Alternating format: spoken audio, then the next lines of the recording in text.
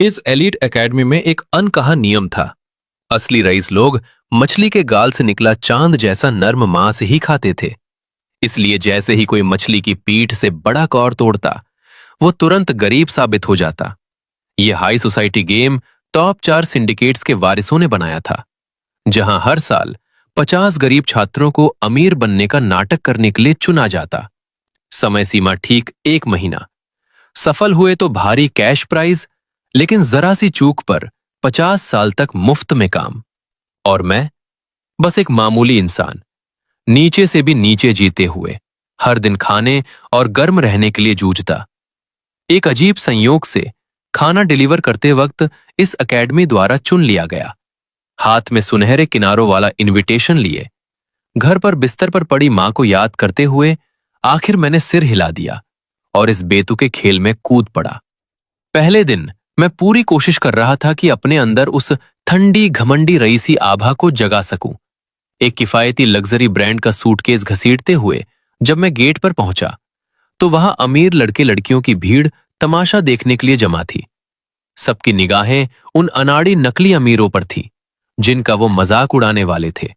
कुछ तो शर्तें भी लगा चुके थे कि इस बार ये आम लोग कितने दिन टिकेंगे। लेकिन जैसे ही मेरा चेहरा सामने आया, मेरी आंखों की ठंडी अछूत सी रईसी ने सबका ध्यान खींच लिया। फुसफुसाहट शुरू हो गई। मैं हल्का सा भौहें चढ़ाकर भीड़ और नीचे की कीचड़ भरी जमीन को देखता रहा। फिर बोरियत से कान खुजलाते हुए मैंने सामने खड़े एक अमीर लड़के की ओर इशारा किया और ठंडे लहजे में कहा, ए, अपनी जैकेट उतारो और यहां बिछाओ, मैं उस पर चलूंगा। मुझे अपने जूतों के तलवे गीले करना बिल्कुल पसंद नहीं है। और मेरे ये कहते ही वो लड़का मुझे घूरता रह गया, पूरी तरह सदमे में। ये क्या बकवास है? ये आदमी तो हद से ज्यादा घमंडी है। रुको, कहीं ये वही लेजेंडरी वारिस तो नहीं? शोर मचा रही भीड़ अचानक कुछ सेकंड के लिए पूरी तरह खामोश हो गई।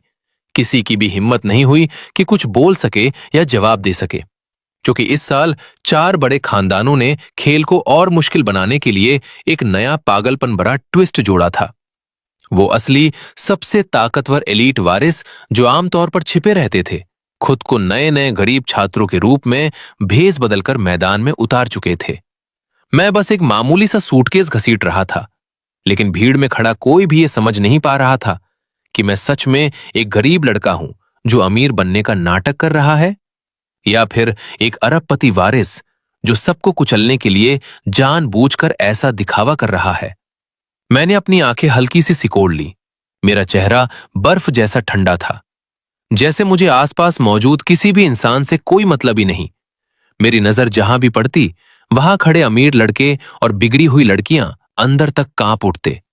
माहौल ऐसा लग रहा था जैसे हवा तक जम गई हो। कोई हिलने की भी हिम्मत नहीं कर रहा था, सब इस डर में कि कहीं उस लेजेंडरी वारिस को नाराज न कर दे। ओह गॉड, ये आखिर है कौन? इसकी मौजूदगी ही डरावनी है। लेकिन हर कोई चुप नहीं रह सकता था। कुछ छात्रों को मेरा घमंड बिल्कुल बर्दाश्त नहीं हुआ। तभी एक बिगड़ी हुई अमीर लड़की तिलमिलाकर बोली, मुझे तो लगता है ये बस इस बार चुना गया कोई घटिया गरीब है, बस बाकी लोगों से थोड़ा अच्छा नाटक कर लेता है, बस इतना ही। और अगले ही पल मैं सीधे उसके सामने जा खड़ा हुआ। भीड़ की दहशत भरी निगाहों के सामने मैंने बिना एक पल गवाए अपना हाथ उठाया और उसके गाल पर जोरदार थप्पड़ जड़ दिया। तुमने अभी क्या कहा? जरा फिर से बोलो, ठीक से सुनाई नहीं दिया। इतना कहने के बाद मैंने जेब से रुमाल निकाला और घिन से भरे चेहरे के साथ अपना हाथ पोंछ लिया। किसी ने भी उम्मीद नहीं की थी कि मैं बिना कुछ कहे सीधे हाथ उठा दूंगा। तुरंत ही भीड़ में फुसफुसाहट फैल गई। ये क्या पागलपन है? वो दुनिया के टॉप 10 सबसे अमीर लोगों में से एक की बेटी है, वे दाफू की बेटी, और इसने उसे मार दिया। एक आदमी किसी लड़की पर हाथ कैसे उठा सकता है? उसमें तो बस 2 बातें ही कही थी। ये तो बिल्कुल हद पार कर दी। थप्पड़ खाई अमीर लड़की अपने गाल को पकड़कर खड़ी थी, जैसे उसे यकीन ही नहीं हो रहा हो। अपनी पूरी ऐशो आराम वाली जिंदगी में उसने कभी ऐसा अपमान नहीं झेला था। गुस्से से कांपते हुए उसने मेरी तरफ उंगली तानी। तुमने मुझे मारने की हिम्मत कैसे की? तुम्हें पता भी है मेरा बाप कौन है? मेरे पापा वे दाफू हैं, दुनिया के टॉप 10 सबसे अमीर आदमियों में से एक। मुझसे पंगा लिया है? अब तुम गए काम से। लेकिन मुझे उसकी धमकियों से जरा भी फर्क नहीं पड़ा। मैं बस एक कदम आगे बढ़ा, उसे पार करके निकलने के लिए। वो जिसे हमेशा लोग सिर झुकाकर रास्ता देते थे, आज पहली बार किसी ने यूं नजरअंदाज किया था। अचानक वो झपट कर आगे आई और मेरी शर्ट का किनारा पकड़ लिया।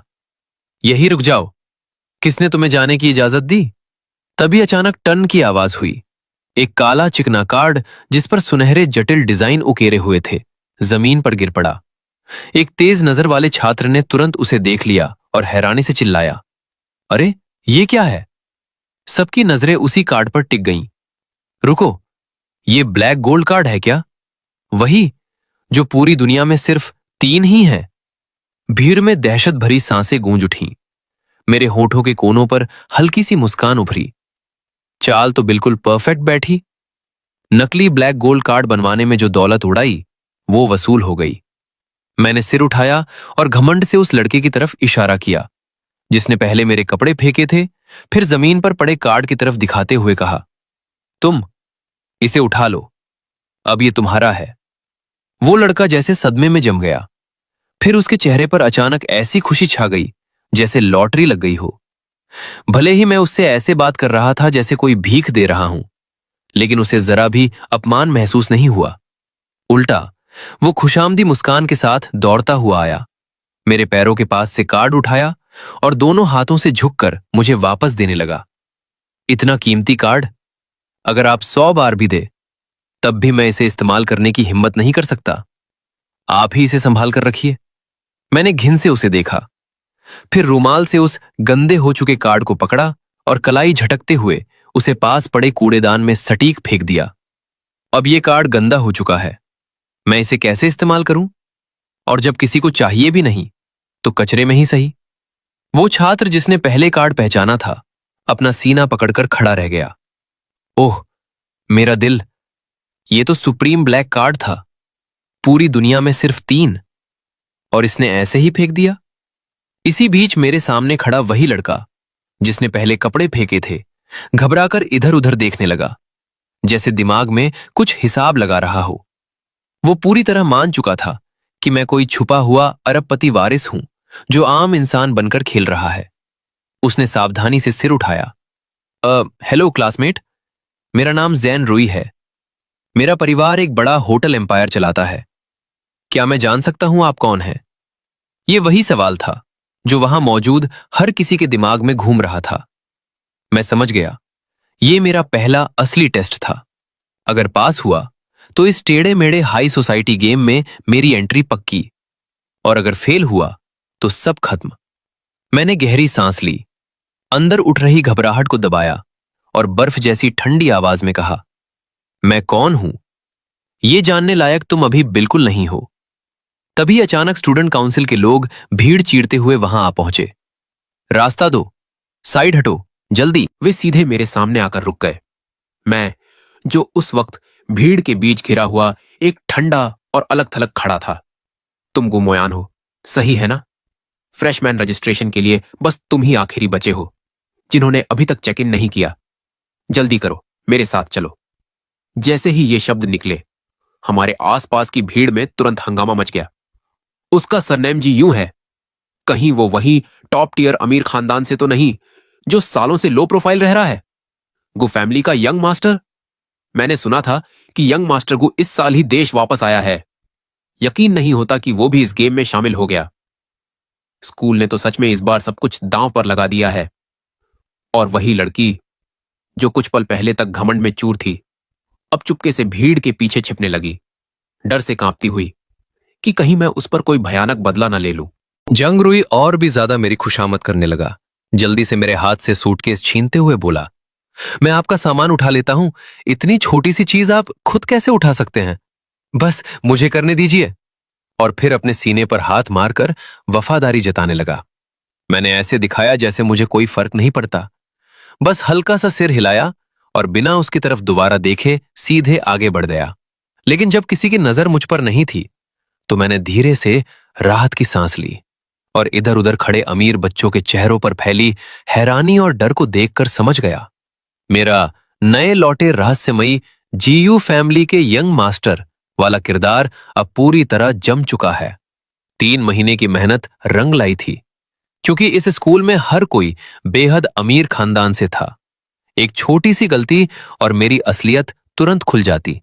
इसलिए मैंने खुद को एक रहस्यमयी, ताकतवर खानदान का वारिस दिखाया, ताकि सब डरें, और विदेश से लौटा जीयू फैमिली का वारिस वाली पहचान मेरे लिए परफेक्ट कवर बन गई, खासकर क्योंकि देश में मेरा कोई जान पहचान वाला नहीं था।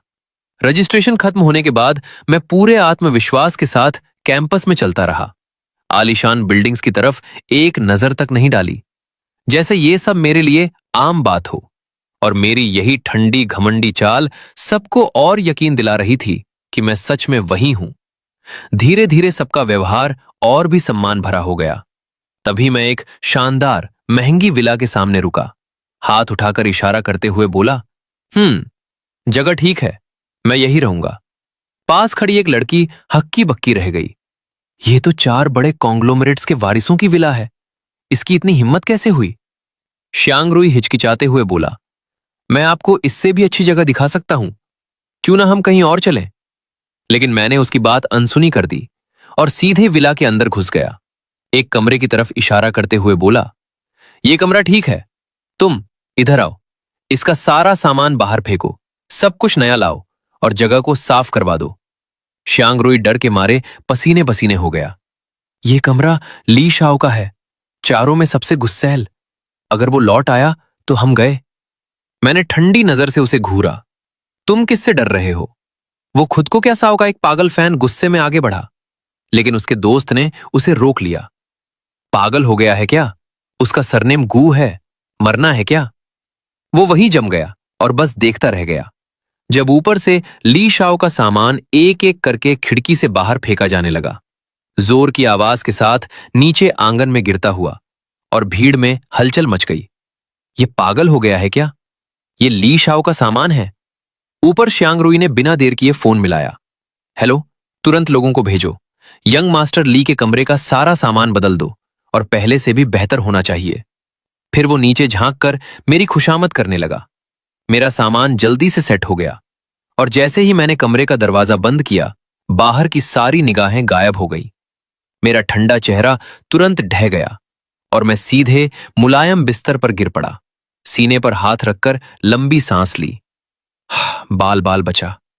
पहला पड़ाव पार हो चुका था। इस पागल अमीरों के खेल में टिकने के लिए मैंने खुद को पूरी तरह झोंक दिया था। सारे पार्ट टाइम जॉब छोड़ दिए।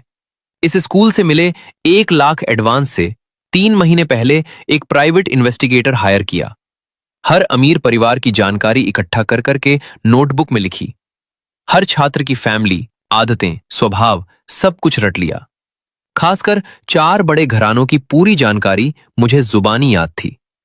यहां तक कि मैंने एक संदिग्ध ऐप से 10 लाख का लोन भी लिया, क्योंकि मुझे साफ पता था यह खेल मेरे लिए या तो पूरी जीत है या पूरी बर्बादी। हारने का मतलब था जिंदगी भर कर्ज वसूलने वालों से भागना।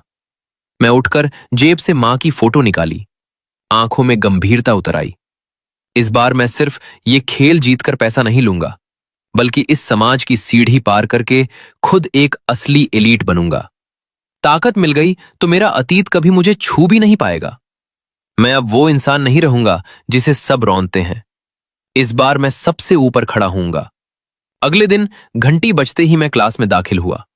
दर्जनों नजरें मुझ पर टिक गईं, लेकिन मैंने सबको नजरअंदाज करते हुए वही ठंडी बेपरवाह चाल बनाए रखी और मेरे पास बैठने वाले सहपाठी जैसे ही मुझे अपनी ओर आते देखे, तुरंत घबराकर अपनी अपनी सीट छोड़कर दूर हट गए। किसी की हिम्मत नहीं थी कि इस दिखने में ही रईस, ठंडे स्वभाव वाले जीयू फैमिली के यंग मास्टर को जरा भी नाराज कर दे। भले ही मैंने कुछ खास नहीं किया था, फिर भी पूरी क्लास की जलती हुई नजरें लगातार मुझ पर ही टिकी रहीं। तभी अचानक 4 बड़े कॉन्ग्लोमरेट्स में से एक की वारिस टंग टंग सीधे आकर मेरे पास उसी ठंडे और अलग थलग बैठे लड़के के बगल में बैठ गई। पूरी क्लास सन्न रह गई। हर किसी के दिल में हैरानी और उलझन भर गई। कुछ तो मन ही मन सोचने लगे, इतनी ऊंची हैसियत वाली टंग टंग खुद चलकर किसी अनजान लड़के के पास क्यों आएगी? कहीं वो उसकी असली पहचान सबके सामने खोलने तो नहीं आई। मैं उस वक्त सिर डेस्क पर रखकर सोने ही वाला था, लेकिन आसपास की फुसफुसाहट सुनते ही मेरा चेहरा एक पल के लिए जम सा गया। तंग तंग, चारों वारिसों में सबसे मासूम और सबसे सीधी। मेरे होठों पर हल्की सी मुस्कान उभर आई। ये तो मेरे लिए असली एलीट दुनिया में कदम रखने का सुनहरा मौका है। मैं सीधा बैठ गया, उसकी तरफ मुड़ा और खुद ही हाथ बढ़ाकर कहा, तंग तंग, मुझे तुम पसंद हो। जैसे ही ये शब्द निकले, पूरी क्लास में चीख पुकार मच गई। ये क्या हो रहा है? ये तो सीधा सीधा प्रपोज कर रहा है। तंग तंग मेरी तरफ देखकर पूरी तरह हैरान रह गई। खिड़की से आती धूप मेरे चेहरे पर पड़ रही थी, मेरे पहले से ही आकर्षक चेहरे को एक नरम चमक में ढकते हुए, जिससे मैं और भी रईस और भी चमकदार लग रहा था। तांग ने अपनी जिंदगी में कभी इतना दिल थाम लेने वाला लड़का नहीं देखा था। वो पहली ही नजर में मोहित हो गई। जो थोड़ी बहुत नाराजगी हो सकती थी, वो पल भर में गायब हो गई और उसकी जगह ले ली एक शर्म से भरी घबराई हुई मुस्कान ने। ये खूबसूरत पल तुरंत कैमरे में कैद हुआ और ऑनलाइन पोस्ट कर दिया गया। उधर चारों बड़े सिंडिकेट्स के एक्सक्लूसिव वीआईपी लाउंज में चीहान, जो एक कस्टम लेदर सोफे पर पीछे टिके बैठा था, उसकी भौहें गहरी सिकुड़ी हुई थीं। वो स्कूल के फोरम को ध्यान से देख रहा था, खासकर उस तस्वीर को जिसमें मैं और तांग तांग साथ नजर आ रहे थे। उसने कैजुअली कमेंट्स स्क्रॉल किए, लेकिन उसकी उंगली एक थ्रेड पर रुक गई, जहां गू फैमिली के यंग मास्टर की चर्चा हो रही थी। चीहान जो ने भौं उठाई। गू फैमिली का यंग मास्टर? स्कूल के पहले ही दिन तांग फैमिली की सबसे सख्त सुरक्षा में रहने वाली बेटी तांग तांग को प्रपोज कर रहा है। हिम्मत तो है इसमें, लेकिन मैंने इसे पहले कभी देखा क्यों नहीं? पास ही बैठी गोल्ड रिम वाले चश्मे में एक शालीन और परिपक्व लड़की लैंग यू जिन बेपरवाही से बोली, वो हमेशा से विदेश में रहा है, तुमने नहीं देखा? ये तो नॉर्मल है, इतना बड़ा मुद्दा क्यों बना रहे हो? लैंग यू जिन ने यूं ही नजर उठाई और गलती से फोरम पर उस ठंडे खूबसूरत लड़के की तस्वीर पर उसकी नजर पड़ गई। उसकी आंखों में एक पल के लिए हैरानी चमकी। उसने चुपचाप अपनी मुट्ठी भींच ली, लेकिन चेहरे पर ऐसे जताया जैसे कुछ हुआ ही नहीं। चीहान, जो अब भी फोन में उस तस्वीर को घूर रहा था, उसे ये बात अजीब लग रही थी। इतने बड़े, सालों से छिपे हुए अमीर खानदान के बारे में बिल्कुल भी खबर ना होना नामुमकिन था। उसके चेहरे पर छाई उलझन ने पास बैठे ऊबे हुए ली शाओ की जिज्ञासा जगा दी। बिना एक पल गवाए वो झुककर चीहान जो के हाथ से फोन छीन लिया। वो खुद देखना चाहता था कि आखिर वो कौन है जिसने हमेशा शांत रहने वाले चीहान जो को इतना हैरान कर दिया। चीहान जो कुछ समझ पाता, उससे पहले ही ली शाओ ने उसका फोन छीन लिया। ली शाओ कब का सोफे के दूसरी तरफ कूदकर बैठ चुका था। उसने फोन अनलॉक किया और उस ठंडे अलग थलग लड़के की तस्वीर पर जूम किया। खिड़की के पास बैठा, धूप में नहाया हुआ वो बेहद खूबसूरत चेहरा उसकी आंखों के सामने भर गया और उसी पल ली शाओ का जबड़ा खुला का खुला रह गया। ये तो हद से ज्यादा खूबसूरत है, ऐसा चेहरा, और मुझे आज तक इसके बारे में पता ही नहीं चला। चीहान जो ने भी सिर हिलाकर हामी भरी। सही कह रहे हो, इतनी शक्ल वाला इंसान हमारे सर्कल में अनजान रह ही नहीं सकता। कहीं इसके पीछे कोई बड़ा राज तो नहीं? तभी लैंग यू जिन ने अपने चश्मे को हल्का सा ऊपर करते हुए ठंडे लहजे में कहा, चीहां जो, तुम आजकल कुछ बदले बदले लग रहे हो। पहले तुम्हें ऐसी चीजों में जरा भी दिलचस्पी नहीं होती थी। चीहां जो एक पल को चौंका, फिर तुरंत संभल गया। ऐसा है क्या? बस यूं ही टाइम पास के लिए सोच रहा था। लेकिन ली शाओ अब उनकी बातों पर ध्यान ही नहीं दे रहा था। उसकी नजरें फोन स्क्रीन पर जमी थीं। उंगलियां धीरे धीरे उस खूबसूरत चेहरे को छूती हुई सरक रही थीं और उसके होठों पर एक खतरनाक मुस्कान उभर आई। गू मोइन, ये खेल अब मजेदार होने वाला है। दोपहर होते ही सारे अमीर लड़के लड़कियां स्कूल के कैफेटेरिया में इकट्ठा हो गए। मैं हॉल के एक कोने में बैठा था। ट्रे में रखी स्टीम्ड ग्रुपर मछली को देखते ही मेरा चेहरा एक पल को जम गया, क्योंकि इस एलीट स्कूल का वो अनकहा नियम फिर सामने था। असली रईस सिर्फ मछली के गाल का चांद जैसा मांस खाते हैं, और जो पीठ से खाए वो तुरंत गरीब साबित होता है। ये था इस खेल का दूसरा टेस्ट, जिसमें अनगिनत लोग पहले ही बेइज्जत होकर बाहर हो चुके थे। मैंने इसके लिए आधा महीना घर पर प्रैक्टिस की थी, चेहरे पर कोई भाव लाए बिना। जैसे ही मैंने अपनी चॉपस्टिक्स दाल वाले मांस की तरफ बढ़ाई, मुझे महसूस हुआ कि आसपास की तीखी निगाहें थोड़ी नरम पड़ गईं। तभी टैन टैंग अपनी ट्रे लेकर मेरे सामने आ बैठी। मुस्कुराते हुए बोली, गोमोइन, तुम्हें भी मछली पसंद है? कितना कंसिडेंस है, मुझे भी बहुत पसंद है। मैंने ऊपर देखे बिना बस हल्का सा सिर हिला दिया। क्लास में जो प्रपोज हुआ था उसे मैंने मजाक बता दिया था। फिर भी टैंग टैंग मेरे पीछे पीछे ही लगी हुई थी, लगातार हाथ हिलाकर मुझसे बातें करती, एकेडमी की गॉसिप सुनाती रही। उसके उस हल्के फुल्के माहौल में मैं थोड़ा ढीला पड़ गया, और जैसे ही मैंने फिर से चॉपस्टिक्स बढ़ाई, वो अनजाने में मछली की पीठ की तरफ बढ़ गई। मेरा दिल एक पल को रुक गया, चेहरे पर ठंडा पसीना आ गया। सालों की आदत थी वो, गरीब होने की आदत। तभी टैंग टैंग ने तुरंत मुझे रोक लिया। बिना शक किए समझ गई कि मैं विदेश से आया हूं और नियम नहीं जानता। पीठ से मत खाओ, यहां एक अनलिखा नियम है। हम सिर्फ गाल का मांस खाते हैं, वरना लोग तुम्हें गरीब समझेंगे। मैं अंदर ही अंदर राहत की सांस ली। अगर वो इतनी भोली ना होती तो मेरा राज यहीं खुल जाता। बिना पलक झपकाए मैंने तुरंत चॉपस्टिक्स का रुख बदला, गाल का मांस उठाकर मुंह में डाल लिया, धीरे धीरे चबाया, और फिर टैंग टैंग की तरफ एक हल्की ठंडी मुस्कान के साथ देखा।